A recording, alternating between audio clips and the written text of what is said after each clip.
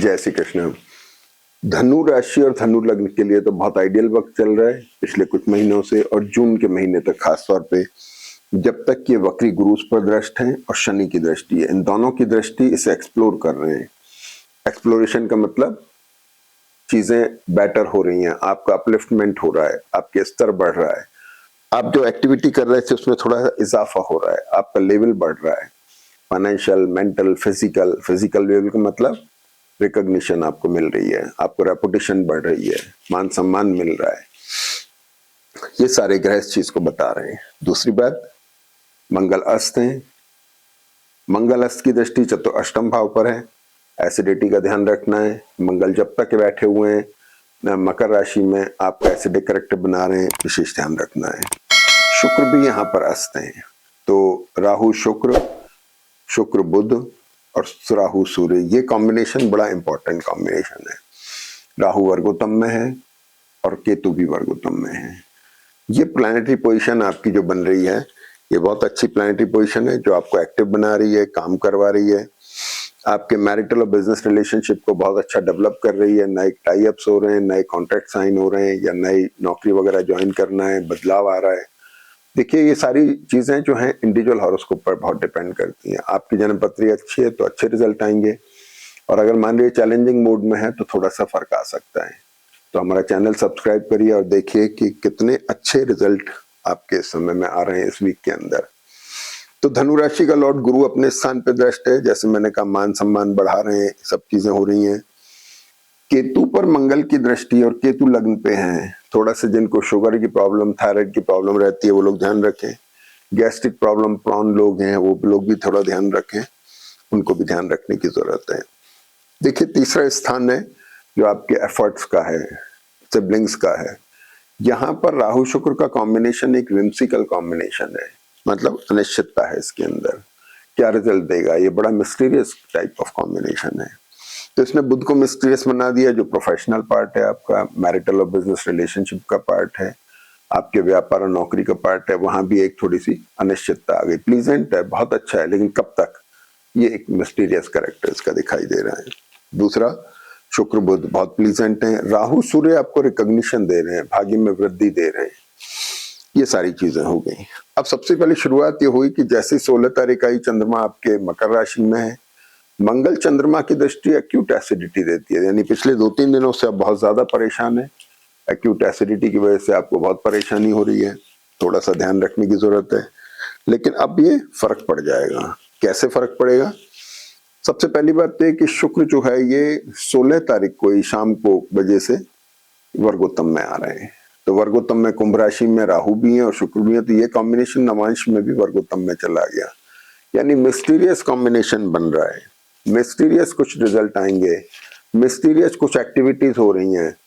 खास तौर पे जो लोग गोल्ड ज्वेलरी में, शेयर्स में या इस तरह की चीजों में ट्रेड करते हैं, उनको विशेष ध्यान रखने की जरूरत है। भाग्य के ऊपर दृष्टि है निश्चित तौर पे, और शुक्र जब मजबूत हैं तो जहां पे मंगल शनि आपको एक्सप्लोर कर रहे हैं, वहां पर शुक्र षष्ठेश होके आपके लिए कुछ लाइबिलिटीज या कुछ ऑब्स्टिकल भी क्रिएट कर सकते हैं। इसका भी थोड़ा ध्यान रखना है। लाइबिलिटी सिबलिंग्स को लेके हो सकती है, पॉसिबली स्पाउस को या मैरिटल और बिजनेस रिलेशनशिप को लेके हो सकती है, पेरेंट्स को लेके हो सकती है। ये सारी चीजें इसमें आ रही हैं। मंगल और केतु से आपको बहुत ज्यादा स्ट्रेस में नहीं आना है, एक्यूट नहीं होना है, इरिटेटिव नहीं होना है। डिसीजन अच्छे लीजिए लेकिन इरिटेटिव नहीं होइएगा। अब है क्या कि सबसे बड़ी चीज, 16 तारीख को जैसे ही आ जाते हैं, शुक्र कुंभ नवांश में वर्गोत्तम में चले गए। 16 से 19 तारीख तक वर्गोत्तम में है, और 19 के बाद में ये मीन नवांश में जाएंगे। मीन नवांश भी शुक्र का उच्च का नवांश है। तो धनु राशि, धनु लग्न वालों को, जिनको शनि गुरु बहुत अच्छा इफेक्ट दे रहे हैं, उनके लिए वीक थोड़ा चैलेंजिंग हो सकता है, यानी ऑब्स्टिकल आ सकती है थोड़ा सा। लेकिन आप देखेंगे, मैंने एक मार्क किया हुआ है यहाँ पर कि मैं आपको बताता हूं अभी। इसके बाद में ये हुआ कि 17 तारीख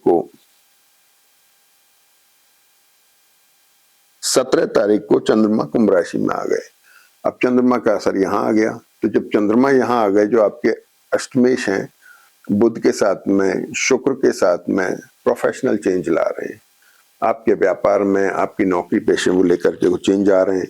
जन्म पत्री अच्छी है तो professional profile within organisation हो के खत्म हो सकती है, और अगर जन्म पत्री वीक है तो हो सकता है आउट ऑफ ऑर्गेनाइजेशन जाकर के चेंजेस आए। जन्म पत्री अच्छी है तो पॉजिटिव आएंगे, अगर नेगेटिव है, जन्म पत्री थोड़ी कमजोर है, हो सकता है स्ट्रेसफुल चेंजेस आए, पॉसिबली हो सकता है। तो ये सारी चीजें हो गई। अब सबसे बड़ी चीज क्या है यहाँ पर कि चंद्र बुध का एक कॉम्बिनेशन बड़ा सडन है। एक तो राहु शुक्र और एक चंद्र बुध, ये बड़े मिस्टीरियस कॉम्बिनेशंस हैं। चंद्र बुध जो होता है ये all of sudden gain, sudden loss देता है, जॉइंट्स के ऊपर इफेक्ट डालता है। इंजरी होगी तो जॉइंट्स के ऊपर होगी, मोच आ जाना, झटका लग जाना, फ्रैक्चर हो जाना, ये सब आपके हॉरोस्कोप की मेन दशाओं पर भी बहुत ज्यादा निर्भर करेगा कि किस पर क्या असर आएंगे। लेकिन यहाँ पर सबसे बड़ी चीज ये है कि 7th Lord 10th Lord profession पे, मैरिटल और बिजनेस रिलेशनशिप पे, ट्रैवल को लेके, एसेट को लेकर के बड़ा तेजी से चेंजेस आ रहे हैं। उसमें आप कुछ हो सकता है रीशफल करें या कुछ चेंजेस लाएं। लाइबिलिटीज को लेकर के भी आपको थोड़ी परेशानी हो। जिनकी जन्म पत्री लिटिगेशन प्रोन है उनको विशेष ध्यान रखना है, ऑल ऑफ सडन कुछ भी पोजीशन बदल सकती है। इसके बाद में आप देखिएगा कि 18 तारीख मैंने विशेष तौर पर लिखी है। 17 तारीख को शुक्र भी उदय हो जाते हैं। जो शुक्र अस्त थे अब वो उदय हो गए हैं। 6th लॉर्ड अस्त था लेकिन अब उदय हो गया है। तो जिनकी हॉरोस्कोप लिटिगेशन प्रोन है, लीगल मैटर्स हैं, राहु शुक्र उनको कुछ भी रिजल्ट दे सकते हैं, केयरफुल रहने की जरूरत है। अच्छा, अब आ जाते हैं 18 और 19 तारीख। तो मैंने यहाँ पर लिखा है 18-19 तारीख में चंद्र बुध मिस्टीरियस कॉम्बिनेशन है, क्लोज रहेंगे। कहीं दर्द वर्द हो सकता है, तकलीफ हो सकती है,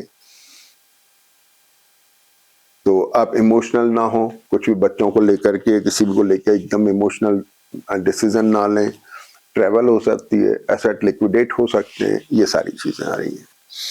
सिबलिंग्स को लेके खास तौर पे आपको बहुत ज्यादा कंसर्न होगी, लेकिन आप उसको लाइबिलिटी में कन्वर्ट ना होने दें। इसके बाद में 19 तारीख से हम देख रहे हैं, 18 तारीख से ही चंद्रमा कुंभ में वर्गोत्तम में है। तो चंद्रमा कुंभ राशि में जब वर्गोत्तम में है तो 9:15 से दिन में 3:15 बजे तक अच्छा टाइम है। आप इसे अच्छे काम में इस्तेमाल कर सकते हैं, नई बिजनेस मीटिंग्स में, नई शुरुआत में, मुहूर्त वगैरह हो गए, इंपॉर्टेंट मीटिंग कर सकते हैं, नए टाई अप्स कर सकते हैं, उसके लिए टाइम बहुत बढ़िया है।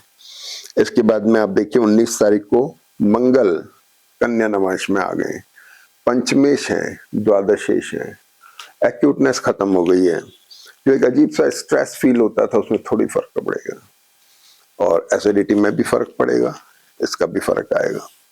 तो ये चीज हो गई। अब आ जाते हैं 19 तारीख को चंद्रमा मीन राशि में आ गए। चंद्रमा जब यहाँ आ गए, रीडिफाइनिंग मोड बन रहा है, फाइनेंस को लेके, सिबलिंग्स के साथ रिलेशनशिप को लेके, अपने एफर्ट्स को लेके, मैरिटल और बिजनेस रिलेशनशिप को लेके, खास तौर पे अपने व्यापार और नौकरी को लेकर के, ये एक चेंजेस वाली पोजीशन बन रही है। अब 21 तारीख को चंद्रमा मीन राशि में वर्गोत्तम में आते हैं।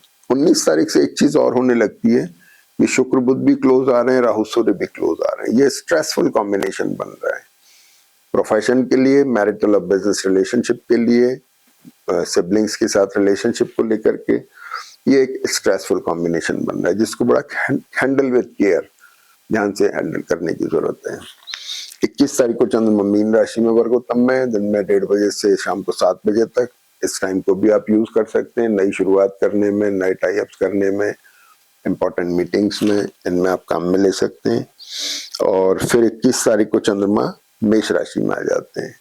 वे वर्गोत्तम में रहे मीन राशि में, फिर 19 बजे के बाद से शाम को 7 बजे के बाद चंद्रमा मेष राशि में आ जाते हैं। मेष राशि में भी वर्गोत्तम में, लेकिन वो हमारे काम के नहीं है क्योंकि रात हो जाएगी। तो मंगल की दृष्टि इस पर, केतु की दृष्टि है, तो आपका 21 तारीख के बाद से चंद्रमा थोड़ा सा हल्का स्ट्रेसफुल हो सकता है, लेकिन नक्षत्र अच्छे हैं, प्लीजेंट अभी भी बना हुआ है, प्लीजेंट अभी भी है।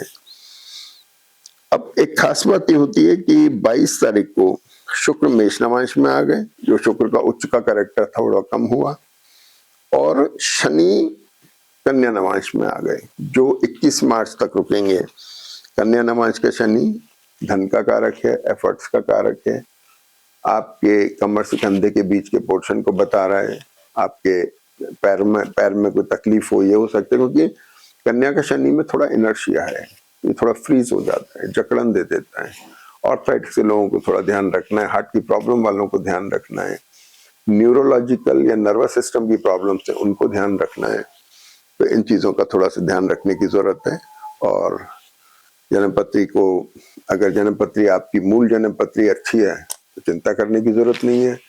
और अगर थोड़ा सा चैलेंजिंग मोड में आपका बेसिक चार्ट चैलेंजिंग मोड में है तो आपको हैंडल विद केयर डील करना है। जय श्री कृष्ण।